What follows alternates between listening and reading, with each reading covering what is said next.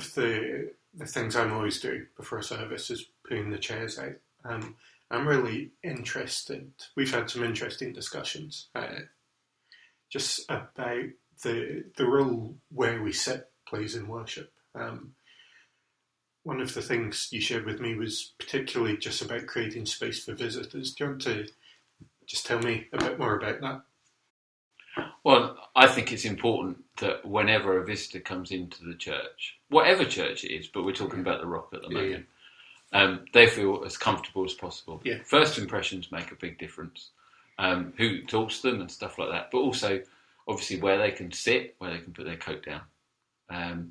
Now, if you come in and you only find that the front row, or maybe even the front 2 rows are available and everything else is taken, that first impression is such that, what am I going to do? Yeah. They're scared. There are some key chairs in church, and I think they should be kept for visitors and people that need some help. So where are those key chairs for you? If you were going into a church for the first time, Yeah. where would you want to sit? I guess where I'm least obvious, so probably towards the back normally, probably towards the end of the rows. So Absolutely.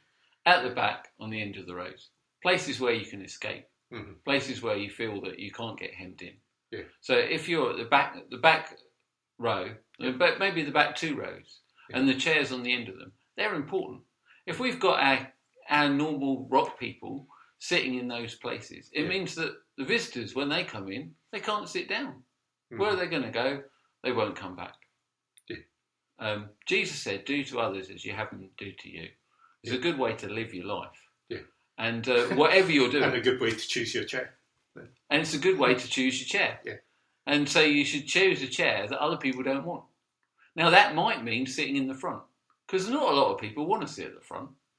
So that's interesting. I generally choose to sit in the front. Not even when I'm not leading or speaking, I'll choose the front.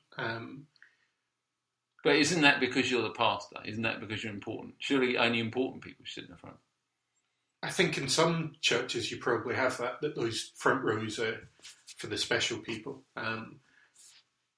But I guess our theology at the Rock is everyone's special, that we are all equals, that there's not that hierarchy that you maybe get in other places. So those rows are open to everyone. For me, there's something quite freeing, especially for worship, sitting in the front row.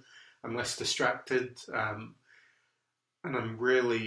it just frees me up to engage with worship. So I generally, even if I'm not leading or speaking, will choose to sit in the front row. I really like the front row. I think there's also, for me, there's a respect for you guys as worship leaders that I know when I'm speaking it's horrible looking out on a few empty rows before you see someone, and I'm sure worship leading's the same.